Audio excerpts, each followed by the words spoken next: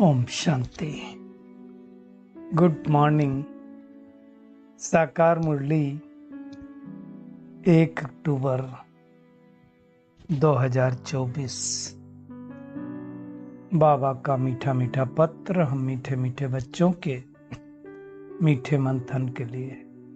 मंथन शुरू करने से पहले पवित्रता के सागर से बाबा की पवित्र किरणों के नीचे बैठ जाते हैं और अनुभव करते हैं कि मैं पवित्र स्वरूपात्मा हूँ, पवित्रता के सागर की संतान हूँ। आज की पूरी मुरली अगर देखा जाए तो एक शब्द के ऊपर है और वो शब्द है आत्मा। बस आत्मा का पाठ पक्का कर लो और देख तो सब कुछ हो जाएगा। और देखा जाए तो यही पहला पाठ है और यही अंतिम पाठ भी है, हमारा पेपर भी है ना। स्मृति लब्धा नष्टो मोहा। तो जब आत्मा समझेंगे, स्मृति रहेगी मैं आत्मा हूं, तो हमारा मोह नष्ट हो सकेगा। और उसी में बाबा ने कहा अगर तुम्हें आत्मा समझ रहे हो, देही अभिमानी बनने की प्रैक्टिस है, तो क्या होगा, तुमको परमात्मा याद आएगा, नहीं तो याद नहीं आएगा। परमात्मा भी याद तभी आता है ना।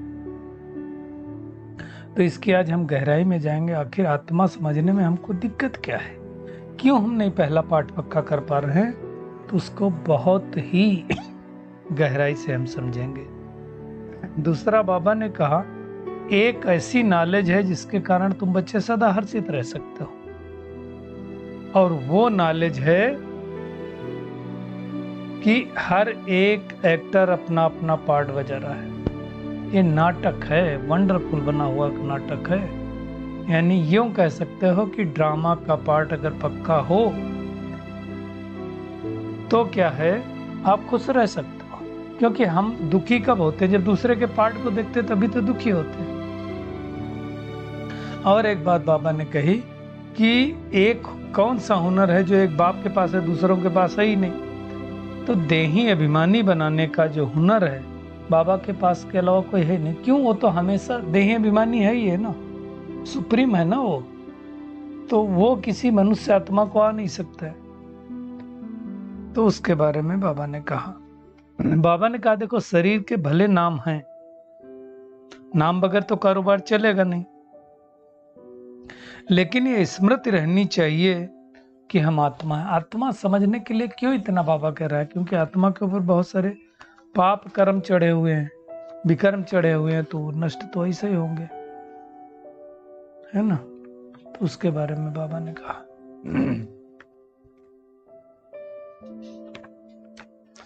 आज बाबा ने 7 रोज की भट्टी को भी याद किया है। पहले क्या होता था, 7 दिन की जब भट्टी होती थी तो वहीं रह करके करना होता था, बाहर की दुनिया से कोई मतलब नहीं था। आजकल तो ऐसा नहीं होता, कोर्स करते हैं फिर वापस चले जाते हैं उसी माहौल में, तो उसका उतना इम्पैक्ट पड़ता नहीं। आज बाबा ने आदिदेव प्रजापिता ब्रह्मा को भी याद किया है। बाबा ने कहा है कि एडाप्ट मैं नहीं करता हूँ, एडाप्ट ब्रह्मा करता है तुम बच्चों को, क्योंकि तुम आत्माएं तो सदैव मेरे बच्चे हो ही ना। ये बोल सकते हैं कि ब्रह्मा द्वारा शिव बाबा एडाप्ट करता है, लेकिन एडाप्शन का काम ब्रह्मा का ही होता है। वानप्रस्थ को भी याद किया है, वाणी से परे जाते हैं तो उसको वानप्रस्थी कहा जाता है।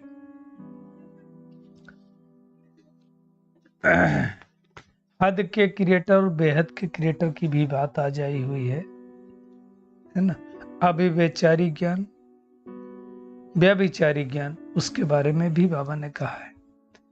और परमात्मा के ज्ञान की नवीनता ही पवित्रता है, तो उसके बारे में भी हम गहराई में जाएंगे। कहते हैं ना, धरत परिये धर्म न छोड़िए। तो हम शुरुआत करते हैं आत्माभिमानी देही अभिमानी बनने की प्रैक्टिस। पहला पाठ, मैं आत्मा हूं, ये इतना इंपॉर्टेंट क्यों है। देखिए, एक तो ये अच्छी तरह से समझना है। कल भी बाबा ने कहा था, कल या परसों कहा था कि आत्मा, देखो इस बात से भी पक्का हो जाता है कि आत्मा जो है शरीर में प्रवेश करती है, शरीर आत्मा में तो प्रवेश करेगा नहीं। तो जब आप देखो गर्भ में 3-4 महीने का जब शरीर तैयार हो जाता है तब आत्मा आकर के उस गर्भ के अंदर प्रवेश करती है।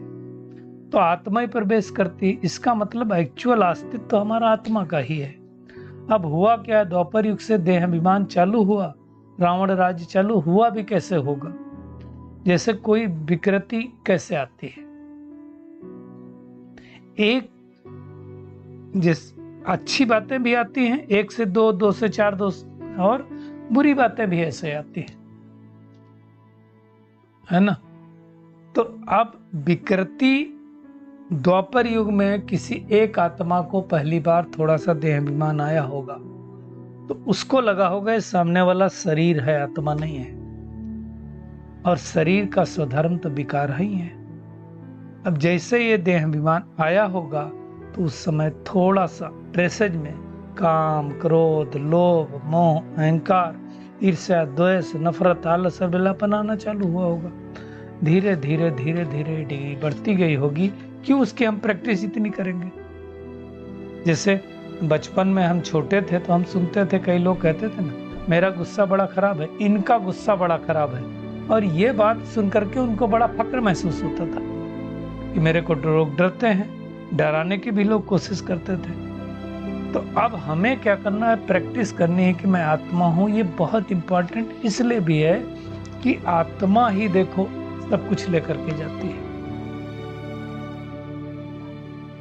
आप कार्मिक अकाउंट, आत्मा क्या लेके जाती है? संस्कार और कार्मिक अकाउंट लेके जाती है। जैसे आप देखो 31 मार्च को जो क्लोजिंग बैलेंस होता है वो अगले 1 अप्रैल को क्या होता है, ओपनिंग बैलेंस होता है। ऐसा थोड़ी होता है कि 31 मार्च को सब जीरो कर दो। इसी तरह से कोई आत्मा जब दूसरा शरीर लेती है तो अक्सर करके लोग क्या कहते हैं, हाँ ये अपना भाग्य लेकर के आत्मा आई है। कहाँ से भाग्य लेकर के आई? ये अपने भाग्य का खा रही है, ये इसका भाग्य है, इसके आते ही देखो घर में धन धान्य हो गया, संपन्नता आ गई। होता ना, कई आत्माएं आती है। ये क्यों होता है? क्योंकि वो आत्मा पिछले जन्म की अपनी कमाई बैलेंस में पुण्य खाता के रूप में लेकर के आई है। तो बाबा ने आज वही कहा, तुम अगर प्रैक्टिस करोगे मैं आत्मा हूं, मैं आत्मा हूं, तो पुण्य आत्मा बन जाएंगे। अब ये आत्मा की प्रैक्टिस अक्सर करके लोगों की पक्की होती नहीं है। क्यों नहीं पक्की होती? आप देखो, सुबह से शाम तक अपना व्यवहार देखो। आप कोई छोटे व्यक्ति से भी मिलते हो, छोटे बच्चे से भी मिलते हो। देखो बच्चे के समय हमारा व्यवहार कैसा रहता है, तेरा मेरा तू तड़ाका होता है क्या? अपने से छोटों के साथ कैसा व्यवहार होता है? आपके घर में जो काम करते हैं, जिनको कैजुअल बोलते हो, लेबर बोलते हो, काम वाली बोलते हो, कचड़े वाले बोलते हो, उनके साथ आप कह के बात करते हो या तुम कह के बात करते हो? हमसे कोई पद में बड़ा है, ओहदे में बड़ा है, पैसे में बड़ा है, तो हम क्या करते हैं? आप कह करके बात करते हैं ना। और उसको उसके प्रोफेशन से हम क्यों लिंक करते हैं? इसका मतलब पहला पाठ हमारा पक्का नहीं है। तो पहला पाठ ही तो बाबा पक्का करा रहा है। क्योंकि भक्ति मार्ग में हमने क्या किया, शरीर समझ के परमात्मा को याद किया, इसलिए पाप बढ़ते गए। अब भगवान कहता शरीर समझ के नहीं याद करो, क्या करो, आत्मा समझ करके याद करोगे। तब क्या होगा, तब तुम्हारे अंदर वो पावर आएगी और परमात्मा याद होगा। देह समझ के याद किया तो देहदारी ही याद आया ना। तो ये हमको मेहनत करनी है। जितना जितना आत्माभिमानी बनेंगे उतना उतना हमारे विकर्म नष्ट होते जाएंगे, है ना। आत्मा जब समझते थे तो हम सतो प्रधान थे। बाकी सतयुग में प्रैक्टिस नहीं करनी पड़ेगी कि मैं आत्मा हूं, मैं आत्मा हूं। वहां कोई प्रैक्टिस करने की आवश्यकता नहीं है। प्रैक्टिस यहां करनी है कि मैं आत्मा हूं, जो ब्रह्मा बाबा ने किया। जसोदा आत्मा है, नारायण आत्मा है। एक एक बच्चे को लिख लिख करके उन्होंने प्रैक्टिस किया। तो हमें भी इस बात की बहुत बड़ी प्रैक्टिस करनी है कि मैं आत्मा हूं। रटने की बात नहीं है, एहसास होना चाहिए कि आत्मा है, मैं भी आत्मा हूं। दूसरा बाबा ने कहा, कौन सी नॉलेज के कारण तुम सदा हर्षित रह सकते हो। अब ये नॉलेज भी कई बार क्या होता है, बहुत सारे बच्चों को पक्की होती नहीं है ना। अगर ये नॉलेज हो कि नाटक बहुत वंडरफुल है, हर एक्टर का अविनाशी पार्ट उसके अंदर नूंधा हुआ है, सब अपना अपना पार्ट बजा रहे हैं, तो फिर जब सब अपना पार्ट बजा रहे हैं, उसके अंदर वो नूंधा ही है, तो उस व्यक्ति की गलती क्या? अब मान लो किसी के अंदर नूंधा है, हाँ, कि ये व्यक्ति आकर के तुमको गाली देगा, डांटेगा, तो देगा ही देगा, तो फिर क्या करेंगे? अगर ड्रामा याद रहा तो प्रश्न नहीं चलेंगे। लेकिन कई लोग इसका फिर उल्टा अर्थ लेते हैं। कई लोगों को बोलो तो बोलेंगे, कुछ बोल करके बोलेंगे ये भी मेरे ड्रामा में नूंद था, मेरे ड्रामा में नूंद है, आज मैं सुनाऊंगा ही सुनाऊंगा। जैसे एक भाई बोलता है कि पूछा गया उससे, अमृत बेला किया है? बोला नहीं, अमृत बेला में नहीं उठे, कल पहले भी नहीं उठा था, आज भी नहीं उठा। फिर क्या बोला? और एक बात आपको बताता हूं, अगले कल्प भी नहीं उठूंगा। अच्छा, एक और बात बताता हूं, इस कल्प भी आपने मुझसे पूछा है, अगले कल्प भी पूछा था, और फिर अगले कल्प भी पूछने वाले हो। तो ज्ञान की तो कोई कमी नहीं है, लेकिन उठा कह रहे हैं, तो वैसा नहीं करना है। हर एक आत्मा का अपना अपना पार्ट है। अब अक्सर करके देखो, लोग दूसरे को ठीक करने में लगे होते हैं। कहते हैं, कल जैसे बाबा ने कहा था ना, अपनी घोट तो नरसा चढ़े, लेकिन अपनी घोटते कहाँ? हम चाहते हैं दूसरा ठीक हो जाए, ये ठीक हो जाए तो हमारा घर ठीक हो जाएगा। ये इक्वेशन ही उल्टा है। आप ठीक हो जाओ, आपका घर ठीक हो जाएगा। वैसे भी अगर किसी को ठीक करना हो तो कंट्रोल हमारा किसके ऊपर है? दूसरे के ऊपर या अपने ऊपर है? किसको हम ठीक कर सकते हैं? अरे दूसरे को ठीक करने का तो हमारे पास कुछ है ही नहीं ना, हमारे कंट्रोल में तो हम खुद हैं। तो अपने को ठीक करो, लेकिन अपने को ठीक करने की ताकत नहीं, तो हम सोचते भाई दूसरे ठीक हो जाए। तो हमें किसी को ठीक करना नहीं, अपने को ठीक करना है। और हर दिन ये याद रखना, मान लो श्रेष्ठ पुरुषार्थ किया तो उस दिन नशे में चले जाना है कि मेरा कल्प के लिए श्रेष्ठ पाठ नूंद हो गया। तो खुश रहेंगे, हर्षित रहेंगे। नाखुश होने का कारण भी यही। पहले लोग बोलते थे तो मैं समझ नहीं पाता था, कहते थे कि ये नाखुश हैं, नाराज हैं। नाखुश मतलब ये मेरे से खुश नहीं है। तो अगर ड्रामा के पार्ट को पता है तो नाखुश होने का मतलब ही नहीं है। दूसरा, बाबा ने कहा कि कौन सा हुनर बाप के अलावा किसी दूसरे के पास है ही नहीं, आत्म अभिमानी बनाने का, देही अभिमानी बनाने का, और किसी के पास हुनर है नहीं। क्यों नहीं है? क्योंकि तो सभी जितने लोग हैं तो सब तो देह अभिमानी हैं। सबके पास शरीर है और परमात्मा के पास तो शरीर है ही। तो वो आलबेज निराकारी है, आलबेज निराकार है, तो वो उनके पास हुनर है। ये खुद किसी और आत्मा के पास तो हो ही नहीं सकता ना। ये ज्ञान किसी के पास हो ही नहीं सकता। ये ज्ञान सारे कल्प में आकर के भगवान हमें देता है, दुनिया में तो कोई दे ही नहीं सकता ना। तो हमें बार बार ये प्रैक्टिस करनी, मैं आत्मा हूं, मैं आत्मा हूं, मैं आत्मा हूं, तभी परमात्मा याद आएगा। रटने की बात नहीं है, अंदर से समझना है। बाकी बाबा कहता तुम भी आत्मा, मैं भी आत्मा, फर्क क्या है? मैं सुप्रीम हूं। मैं शरीर भान में नहीं आता हूं तो मेरी एनर्जी कम नहीं होती, हम शरीर भान में आते तो हमारी एनर्जी कमती हो जाती। तो हमें शरीर भान छोड़ करके देही अभिमानी बनने की प्रैक्टिस करनी है, यही मुख्य बात है। नाम तो देखो शरीर का पड़ेगा ही, नाम के बगैर तो कारोबार चल नहीं सकता ना। नाम पड़ेगा, पिताजी का नाम पड़ेगा, वो आजकल सब होता ही है। आजकल तो माता जी का भी नाम आने लगा है, लेकिन कारोबार करने के लिए तो चाहिए। लेकिन प्रैक्टिस चाहिए कि मैं आत्मा इस नाम के द्वारा, इस शरीर के द्वारा कारोबार कर रही हूं, वो मुख्य बात है। सतयुग में कोई नहीं कहेगा किसी को कि तुम आत्मा समझो, है ना। जैसे श्री कृष्ण होंगे, लक्ष्मी नारायण होंगे, उनका नाम और रहेगा, लेकिन ये थोड़ी कहेंगे मैं आत्मा श्री कृष्ण हूं ना। वहां जरूरत नहीं है, वहां नेचुरल रूप से आत्माभिमानी होते हैं। प्रैक्टिस तो अब करने की जरूरत है, और प्रैक्टिस इसलिए भी करने की जरूरत है क्योंकि पाप बहुत चढ़े हमारे सिर के ऊपर।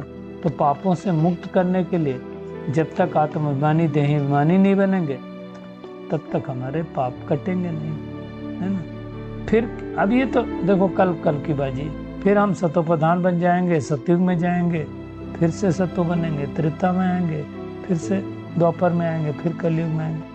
तो ये चलता ही रहता है। कैसे चलता रहता है? चंद्रमा के माफिक। जैसे चंद्रमा की कलाएं कम होती रहती हैं और लास्ट में आकर के एक लकीर बचती है, वैसे अब हमारी सबकी लकीर बची थी। अब भगवान आकर के वापस हमारी बैटरी को चार्ज कर रहा है। बाबा कहता है इसमें मूंझोगे नहीं, मूंझो नहीं समझ में आता तो पूछो। कई भाई बहनों को क्या होता है, इधर उधर का वीडियो देख लेंगे, फिर मूंझते रहेंगे, पूछेंगे नहीं, फिर ज्ञान में ढीले पड़ जाते हैं। ऐसा नहीं करना है। बाबा ने कहा कि तुम तो अभिज्ञान को अच्छी तरह से समझ गए हो, दुनिया वाले तो नहीं जानते ना, तो वो नास्तिक। जो समझ गए वो आस्तिक। तो भगवान हमें मेहनत करके मनुष्य देवता बनाने की पढ़ाई पढ़ा रहा है, टीचर बन करके। तो इस पढ़ाई को मेहनत से हमें पढ़ना चाहिए। एक ही बार कल्प में आकर के प्रजापिता ब्रह्मा, जिसको आदिदेव भी कहते हैं, उसका रथ लेता है। भाग्यशाली रथ इसलिए भी कहा जाता है, उसके रथ के द्वारा हम बच्चों को अडॉप्ट करता है। अडॉप्ट करता है मतलब मुख वंशावली बनाता है ना। शिव बाबा कहता मैं नहीं अडॉप्ट करता हूँ, है ना। तुम तो आत्माएं मेरे बच्चे हो ही, आज थोड़ी हो, सदा के लिए बच्चे हो। ब्रह्मा द्वारा अडॉप्ट करता है। बाबा कहता मैं तो तुम्हारा नादी बाप हूँ। तो ये सारी बातें बाबा कितनी अच्छी रीत से समझाता है। मुख्य बात आत्मा समझो। अब आत्मा समझेंगे तो पुरानी दुनिया का क्या होगा, संन्यास अपने आप ही हो जाएगा। अब देखो आत्मा क्या कैरी करके ले जाती है, शरीर भी नहीं जा सकता, शरीर को कोई पदार्थ नहीं जा सकते, कोई वस्तु वैभव कुछ नहीं जा सकता है। ये बैठ करके चिंतन करने की बात है कि क्या जाएगा मेरे साथ। तो सिर्फ संस्कार जाएंगे और कार्मिक अकाउंट जाएगा। ये बात अगर समझ में आ जाए तो कोई आदमी किसी से झगड़ा करे ही नहीं। बाबा ने कहा तो सबकी वानप्रस्थ अवस्था है, सबको अपने घर वापस जाना है। वानप्रस्थ मतलब वाणी से परे जाना, और पानी से परे कहाँ होता है? वो तो मूल वतन में ही होता है, परमधाम में ही होता है, और तो कहीं होगा नहीं, है ना। कई लोग आत्मा को फिर अंगूठे मिसल समझते हैं, उसको समझ के याद करते हैं, क्योंकि सोचते हैं स्टार को कैसे याद किया जाए, पूजा कैसे करेंगे, इसलिए क्या किया, शिवलिंग बना दिया, शालिग्राम बना दिया। बाबा ने कहा ये सारी है भक्ति कल्ट। भगवान हमें ज्ञान कल्ट देता है, तो ज्ञान अलग भक्ति अलग। आज बाबा ने भी कहा ज्ञान है दिन, भक्ति है रात। तो हमें इन बातों को सबको समझाना है ना? जो सर्विसेबल होंगे वो बहुतों का कल्याण करेंगे, जिनको अभिमान होगा वो तो क्या करेंगे। खुद ही फूल नहीं है तो दूसरों को फूल क्या बनाएंगे। बाबा को बड़ा अच्छा लगता है जो अच्छे अच्छे फूल बैठते हैं उन पर नजर जाती है, जैसे बाबा ने आज मिसाल दिया। बाबा भी मैं सोचता हूँ परमधाम से बैठ के क्या क्या देखता होगा। बाबा ने कहा जैसे अच्छे बच्चे होते तो उनका डांस अच्छा रहता है, जैसे डांसिंग गर्ल जो डांस करते हैं ना, वो आजकल आप देखो, वो जब IPL होता है तो चीयर्स गर्ल्स आती हैं, तो सबकी नज़र उन पे ही जाती है। तो ऐसे ही बाबा भी कह रहा है, तो जो अच्छे अच्छे ज्ञान डांस करते होंगे उसमें बाबा की नज़र जाएगी। मुख्य बात है आत्माभिमानी बनने की, देहाभिमानी बनने के लिए। लौकिक बाबा कहता है संबंधियों तरफ, धंधे तोरी तरफ बुद्धि चली जाएगी तो मुश्किल है, पारलौकिक बाप याद नहीं आएगा। तो बुद्धि उधर से हटानी है। और पहले तो नियम था कि 7 रोज जब कोर्स कराते थे तो वहीं रखते थे। सोचो माउंट आबू में 7 दिन रह कर के पूरा कोर्स करें, तो बाहर की दुनिया से कोई मतलब नहीं था। खैर उस टाइम में इतना मोबाइल वगैरह भी नहीं था। भक्त लोग भी अलग कोठरी बना करके वो याद करने बैठते हैं। इसमें कोठरी बनाने की बात नहीं है, बुद्धि से एकांत में बैठ करके बाबा को याद करना है। इसमें कोई जुबान चलाने की बात नहीं है, बुद्धि से याद करना है। ये कौन समझा रहा है? बेहद का बाप, जिसको क्रिएटर डायरेक्टर बोलते हैं। हद का क्रिएटर नहीं, हद का क्रिएटर तो लौकिक बाप होता है। तो ये बातें बाप रोज रोज समझाते हैं। तो भी कई बच्चे कहते हैं बाबा याद नहीं रहती। अरे मैं आत्मा हूँ, मेरा पिता परमात्मा है, छोटी सी बात नहीं याद रहती क्या? अगर इतना याद रहे मैं आत्मा हूँ, शिव बाबा का बच्चा हूँ, ये मन मन हो गया। और इसकी ही मेहनत हम सबको करने की जरूरत है। बाबा ने कहा दुनिया में लोग साधु सन्यासियों के पास जाते हैं, वरदान देते हैं, अमर भव, आयुष्मान भव। बाबा कहते तुमको तो सतयुग जाने का वरदान दे देता हूँ। सतयुग जाते हो तो उसमें तो सब कुछ आ जाता है ना।